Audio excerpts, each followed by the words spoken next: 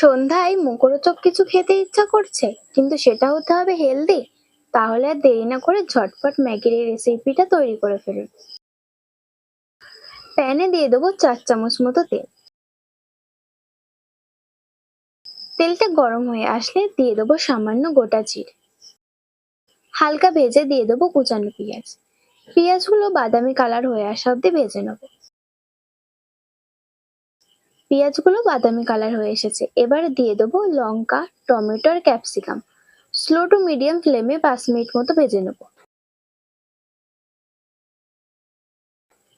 এবার দিয়ে দেবো সামান্য ধনে গুঁড়ো, লঙ্কার গুঁড়ো আর ম্যাগি মশলা। ভালোভাবে সব মিক্স করে নেবো।